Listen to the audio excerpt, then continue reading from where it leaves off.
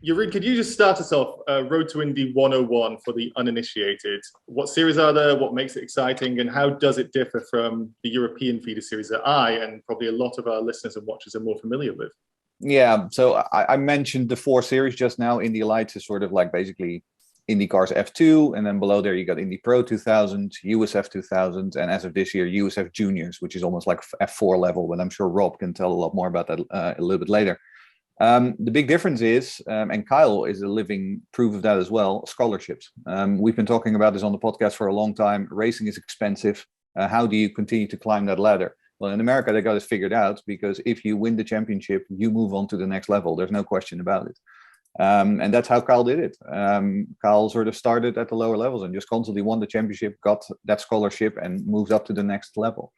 And on top of that, of course, I mean, you drive ovals because, of course, in Europe, it's only road courses and a few street courses here and there. But starting in USF 2000, you already get one oval to try it out. And then in Indy Pro and in Indy Lights, you get two. And that is all to prepare you yourself for what Kyle calls the big leagues, IndyCar, when you get, the real big ovals. Rob, just to add on that a little bit, how do you see the difference between the big leagues, as we're calling them now, and the roads on the way to it? Is there anything Kyle's going to need to prepare for, especially this year, that's going to be thrown at him that's completely new?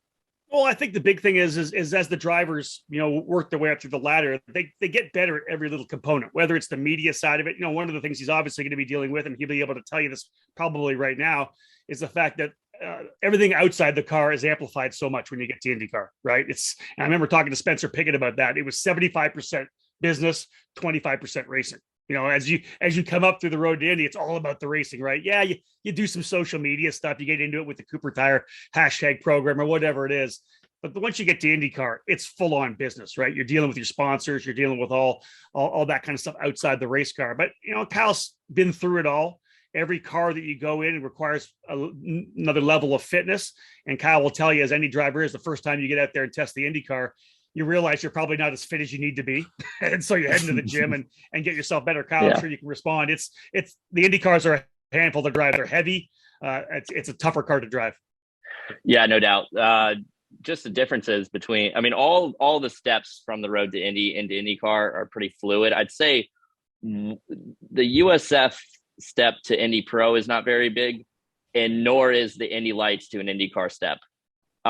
Really the biggest differences that I felt when I got out of the Indy Lights car into the Indy car was the steering weight and the tire. Those are the main differences. The steering weight's quite a bit up, and we're obviously going to be driving for a lot longer than the 60 minutes that we would have in the Indy Lights. So physically, yeah, I've had to make some improvements with myself to be able to make it through these races, I think. And I still haven't done a full race stint, so I'm still not sure how I'm going to do in my first ever race. But yeah, it's not a huge jump from Indy Lights to IndyCar. It's pretty similar, and you don't feel like it's that much faster. It just does a lot of things a lot better.